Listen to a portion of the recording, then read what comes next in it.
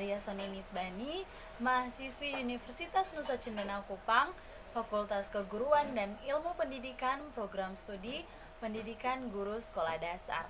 Dan pada kesempatan kali ini, saya akan membuat video praktikum mengenai gerak dan juga pesawat sederhana. Dalam keseharian teman-teman, pasti teman-teman sudah sering melihat orang berjalan, orang bersepeda, maupun jarum jam yang sering sekali berputar seperti di bawah ini. Nah teman-teman, gerak sendiri itu adalah kondisi di mana sebuah benda itu berpindah dari titik A ke titik B. Nah itu yang disebut dengan gerak. Nah teman-teman, sekarang kita akan lanjut ke apa itu pesawat sederhana. Jadi pesawat sederhana itu adalah sebuah alat atau benda yang dapat membantu atau mempermudah kegiatan atau aktivitas manusia teman-teman. Contohnya seperti pengungkit, katrol, bidang miring, dan roda dengan poros.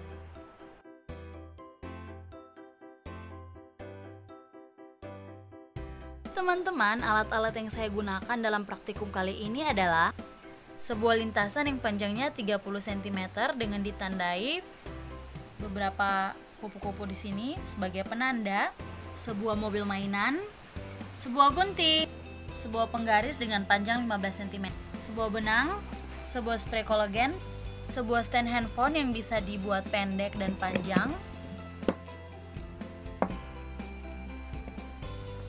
dan sebuah kardus. Teman-teman, untuk melakukan praktikum yang pertama mengenai gerak, di sini saya sudah menyiapkan lintasan sepanjang 30 cm dengan sebuah pembatas kupu-kupu. Mari kita lihat yang pertama. Kupu-kupu yang bertuliskan 30 ini merupakan titik awal atau titik start, di mana jika sebuah mobil dimulai dari titik ini akan berakhir pada titik terakhir dari kardus ini atau lintasan ini yang berwarna ungu tersebut dengan panjang 30 cm. Dan titik yang kedua yang bertuliskan angka 20 pada kupu-kupu ini, jika mobilnya memiliki start dari titik 20 ini, maka dia juga akan berakhir pada garis ungu ujung kardus ini. Nah, yang berarti bahwa panjang lintasannya adalah 20 cm. Yang ketiga adalah titik terakhir dari lintasan ini. Nah, jika kita mulai titiknya dari titik ini, maka dia juga akan berakhir pada garis ungu ujung kardus ini, yang berarti panjang lintasannya 10 cm.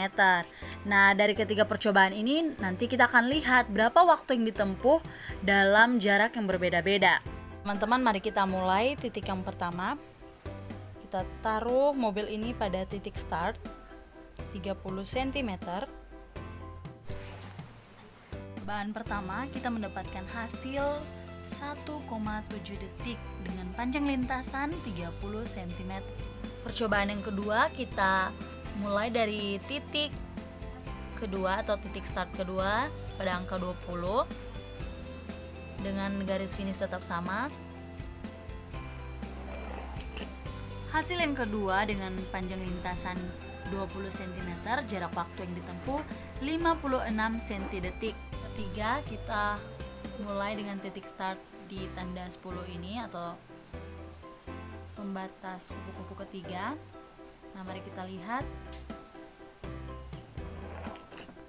Pada percobaan ketiga dengan panjang lintasan 10 cm, kita mendapatkan hasil atau jarak tempuh 40 cm. Untuk percobaan mengenai pesawat sederhana, di sini saya akan menggunakan bidang miring. Yang pertama di sini saya menggunakan stand handphone, yang kedua kardus, dan yang ketiga spray kolagen. Stand handphone yang pertama saya gunakan di sini dengan panjang 11 cm. Mari kita pasangkan kardusnya. Percobaan pertama dengan panjang stand handphonenya 11 cm, kita mendapatkan waktunya 68 cm. Percobaan yang kedua, kita akan membuat atau menambah tinggi dari stand handphone ini. Jadi teman-teman, di sini saya sudah menarik stand handphone yang tadinya 11 cm menjadi 14 cm tingginya. Nah, kita akan lihat perbedaan antara 11 cm dan juga 14 cm. Cobaan kedua dengan tingkat kemiringan lebih dari percobaan pertama, maka kita mendapatkan hasilnya 53 cm atau lebih cepat dari percobaan pertama yang tingkat kemiringannya tidak terlalu miring sama seperti percobaan kedua ini. Seperti video praktikumnya saya yang telah teman-teman nonton, kali ini saya ingin menjelaskan lebih jelas dan detail lagi tentang video praktikum yang telah saya lakukan. Nah, video pertama yang saya lakukan itu merupakan contoh praktikum mengenai gerak, lebih khususnya tentang GLB. Jadi teman-teman, GLB adalah gerak benda dalam lintasan garis lurus dengan kecepatan tetap. Pada GLB tidak ada persamaan atau A sama dengan 0. Hal ini dikarenakan kecepatan benda itu tetap. Nah, untuk menentukan jarak yang ditempuh benda yang bergerak lurus beraturan digunakan persamaan sebagai berikut. S sama dengan V dikali dengan T. S sama dengan perpindahan. V sama dengan kecepatan. T sama dengan waktu.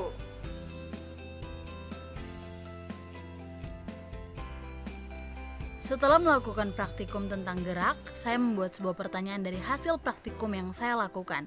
Nah, dengan bunyi pertanyaan, seorang pengendara mobil mengendarai selama 1,7 detik sepanjang lintasan lurus.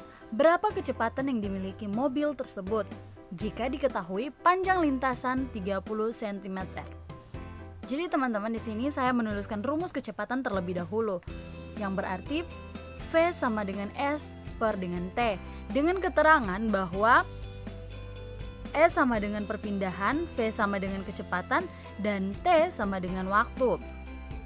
Di sini saya langsung mengerjakannya secara cepat, yaitu saya menurunkan V, dan karena V belum diketahui, lalu S di sini merupakan 30 cm atau panjang lintasannya.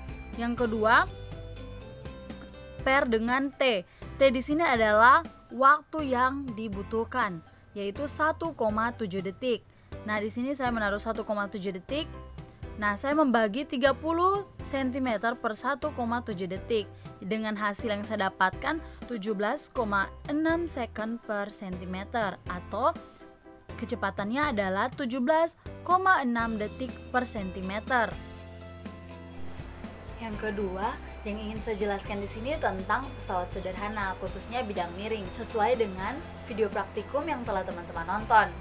Nah teman-teman, jadi bidang miring merupakan salah satu jenis pesawat sederhana yang terdiri dari bidang datar yang salah satu ujungnya lebih tinggi dari ujung lainnya.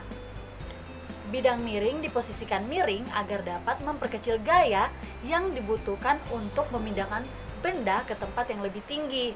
Bidang miring memberikan keuntungan, yaitu memungkinkan memindahkan suatu benda ke tempat yang lebih tinggi dengan gaya yang lebih kecil. Namun, bidang miring juga memiliki satu kelemahan, yaitu jarak yang ditempuh lebih jauh. Kita lanjut dengan soal kedua. Soal kedua di sini saya buat dengan melalui hasil praktikum yang telah saya lakukan mengenai pesawat sederhana, khususnya pada bidang miring. Dengan bunyi pertanyaan, sebuah spray kolagen yang beratnya 100 gram akan dipindahkan ke sebuah rak yang tingginya 14 cm melalui satu bidang miring yang panjangnya 30 cm. Berapakah gaya yang diperlukan untuk memindahkan spray kolagen tersebut? Berapa keuntungan mekanis yang diberikan oleh bidang miring tersebut? Nah, di jawabannya di sini saya kerjakan pertama, saya menuliskan keterangannya terlebih dahulu agar mempermudah kita dalam mengerjakan soalnya. Yang pertama, F itu sama dengan gaya kuasa yang diperlukan dalam memindahkan beban. Nah, B itu sama dengan gaya berat beban. T itu ketinggian kemana beban dipindahkan, dan P adalah panjang bidang miring. Nah, di sini saya menuliskan rumus KM terlebih dahulu atau rumus keuntungan mekanis. Rumus KM di sini adalah KM sama dengan B per dengan F sama dengan P per dengan T. Nah, di sini diketahui B sama dengan 100 gram, T sama dengan 14 cm, P sama dengan 30 cm. Nah, di sini ditanya F dan KM atau gaya kuasa yang diperlukan dalam memindahkan beban dan juga keuntungan mekanis. Penyelesaiannya F sama dengan B kali T per P atau F sama dengan 100 gram kali dengan 14 cm per dengan 30 cm. Nah, di sini kita dapat hasil 4,6 gram. Nah, lanjut kita akan mencari keuntungan mekanisnya. Seperti rumusnya B per dengan F. Nah, B di sini adalah 100 gram. 100 gram dibagi dengan F atau gaya. Yang di sini yang kita sudah dapat hasilnya 46,6. Nah, di sini 100 per dengan 46,6 sama dengan 2,14. Atau kita bisa menggunakan cara lain, yaitu KM sama dengan P per dengan T atau 30 per dengan 14. Karena P di sini itu 14. Kita memiliki P di sini 30 cm dan juga T 14 cm. Nah, di sini kita bisa lihat 30 per dengan 14 itu 2,14. Hasilnya akan tetap sama. Nah, hasilnya akan tetap sama baik menggunakan cara yang ini maupun cara yang ini.